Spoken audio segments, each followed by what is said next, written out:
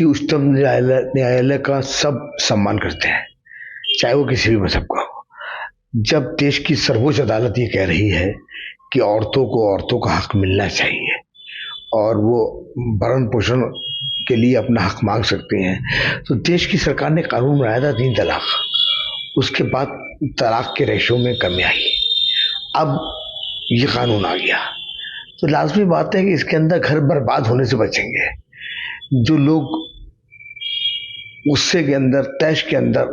तलाक दे देते हैं या झगड़ा कर लेते हैं या अपनी मर्दानगी दिखाते हैं और उसके अंदर भरा घर बर्बाद हो जाता है,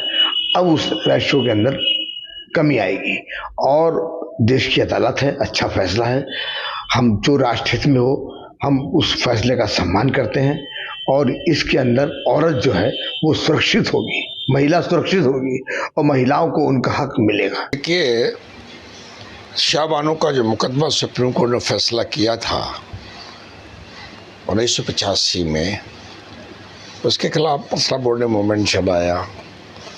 और एक नया कानून भी वजूद में आया। लेकिन उस कानून के इंटरप्रिटेशन को जाहिर है हर जुडिशरी करती है, सुप्रीम कोर्ट करता है। उस वक्त से ही सुप्रीम कोर्ट ने कह दिया था कि जो लोग चाहेंगे अंडर CRPC 125 125 धारा 125 के अंतर्गत रिलीफ, तो उनको रिलीफ दिया जाएगा। इसमें मुस्लिम कम्युनिटी भी एग्जम्प्टेड नहीं है, मुस्तस्ना नहीं है, अलग नहीं है।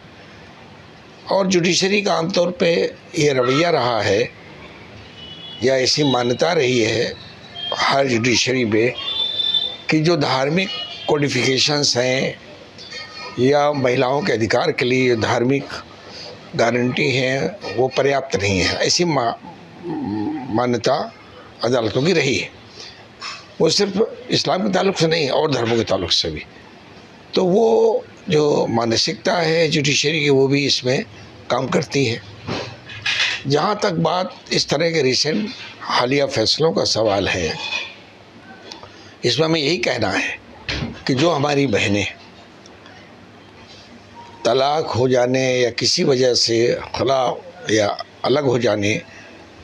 को इस्लामी शरीयत, इस्लामी कानून के तहत फैसला चाहती हैं, वो दारुल क़ज़ा के ज़रिए उस फैसले पर पहुँचें, ये उनके लिए बेहतर है। और जो बहनें हमारी समझती हैं कि मुल्क की अदलिया से उन्हें इंसाफ मिल सकता है या 125 CRPC के तहत उन्हें भरण पोषण की या जो ज़रूरतें हैं वो पूरी की जा सकती है, वहाँ से आदेश लेकर वो वहाँ जा सकती हैं, जा रही हैं। लेकिन उसमें एक मसला ये है कि अलग होने के बाद भी वो रिश्ता ख़त्म नहीं होता और दूसरी शादी महिला नहीं कर सकती, क्योंकि साबका शौहर से एक भरण पोषण यानी मेंटेनेंस लेने के कारण वो कनेक्टिविटी, वो ताल्लुक़ बना रहता है। तो इसको मैं कहूँगा ये गैर फितरी अमल है,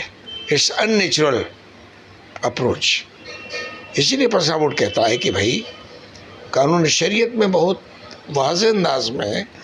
औरतों की इज़्ज़त नामूस को सामने रखते हुए ये लेट डाउन किया है कि जो औरत साबका शौहर से अलग हो रही है, उसकी मर्ज़ी है या शौहर की हालात का तकाज़ा है, उसके जो कमिटमेंट शौहर के हैं या मालूमाता के जो तकाज़े हैं वो पूरा करे शौहर, पूरा महर दे, मता और उसकी जो शरई तकाज़े हैं वो सब अदा करे। अगर इसमें मुतमईन है महिला के ख़ानदान के लोग कि इस्लाम का ये तरीका, ये शरीयत का तरीका ठीक है, तो उनके लिए इस्लामी शरीयत है, फैसले का मरकज़ सेंटर दारुल क़ज़ा है, मुफ्तियान है, वहाँ जाके फैसला कराएं। और जो लोग मुतमईन इससे नहीं हैं वो लोग मुल्क की जुडिशरी के ज़रिए अपना मसला हल करना चाहते हैं तो उनको आज़ादी है, उसमें कोई पाबंदी नहीं लगाई जा सकती। मज़हब इस्लाम में बीवी के और शौहर के हुकूक वाज़ेह तौर पर बयान किए गए हैं और ये कोशिश की गई है कि निकाह का जो रिश्ता है वो बाकी रहे, वो ख़त्म ना हो। मगर अगर दुश्वारी पैदा हो जाए, आपस में निभा ना हो, आपस में खलिश पैदा हो, तो फिर ये सूरत दी गई है कि तलाक के ज़रिए से या फस्ख़ निकाह के ज़रिए से या खुला के ज़रिए से आप उस रिश्ते से बाहर आकर आज़ादाना तौर पर अपनी ज़िंदगी गुजार सकती हैं या सकते हैं। अब जाहिर सी बात है कि जब तलाक हुई या खुला हुई तो फिर इद्दत के दौरान जो खर्च होगा वो शौहर की जिम्मेदारी हो कि वो अपनी बीवी का, जो साबका बीवी हो गई या आप साबका शौहर हो गए, अब आप शौहर नहीं रहे, मगर इद्दत के दौरान का जो खर्च है वो आपके लिए लाजमी है, आप उसे उठाएंगे। अब इद्दत के बाद जाहिर सी बात है शरई तौर पर भी वो बीवी बीवी नहीं रही, वो आज़ाद है, जहाँ चाहे शादी करे, अपनी आज़ादाना ज़िंदगी गुजारे, और शौहर भी आज़ाद है कि वो दूसरा निकाह, दूसरी शादी कर सकता है। तो ऐसे में शरई नुक्ते नज़र से जब एक रिश्ता बाकी नहीं है, बीवी तलाक के ज़रिए से या खुला के ज़रिए से बीवी बाकी नहीं रही, शौहर तलाक के ज़रिए से शौहर बाकी नहीं रहा, तो फिर शरीयत ने ये जिम्मेदारी नहीं रखी है कि जब कोई रिश्ता नहीं है तो फिर उसका खर्च या उसका भत्ता शौहर पर लाजमी नहीं है। ये मजहबी नुक्ते नज़र की बातें हैं जो मजहब इस्लाम ने हमें बताई हैं। अब कानूनी नुक्ते नज़र से सुप्रीम कोर्ट ने क्या, किन बुनियादों पर यह फैसला किया है, क्या बातें रखी हैं, ये जो लॉ के जानकार हैं या जो मजहब के, जो कानून के जानकार हैं, वो बेहतर तरीके से बता सकते हैं। बहरहाल हमारी यही गुजारिश है कि मजहब इस्लाम ने वाज़ेह तौर पर एक इंसानी ज़िंदगी के लिए ये हिदायत पेश की हैं, और मुझे लगता है कि सुप्रीम कोर्ट को इस अपने फैसले पर नज़रसानी करने की ज़रूरत है, रिव्यू करने की ज़रूरत है, ताकि जो मजहबी आज़ादी है वो कहीं ना कहीं मजरू ना हो और मजहब इस्लाम की जो खूबसूरती है वो बाकी रहे।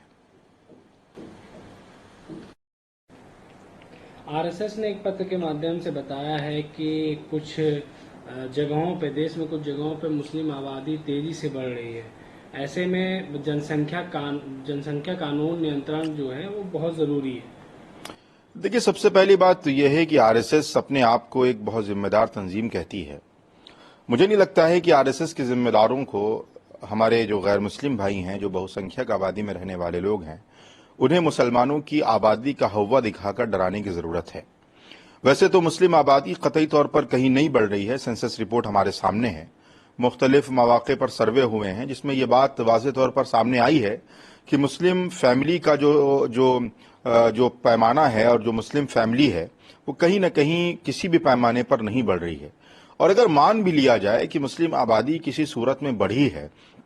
तो फिर उसका हव्वा दिखाने की क्या ज़रूरत है? क्या अगर मुसलमान बढ़ जाएंगे तो वो हिंदुओं को खा जाएंगे या हिंदुओं पर जुल्म करेंगे? बल्कि देखने में तो ये आता है कि जो बहुसंख्यक आबादी है, चाहे वो शामली में देखें कि एक मुसलमान को झुंड बनाकर मॉब लिंचिंग के नाम पर कत्ल कर दिया जाता है, उसकी लिंचिंग होती है, कहीं अखलाक को मार दिया जाता है। तो ये जो सूरत हाल मुल्क में पैदा की जा रही है, मुसलमानों को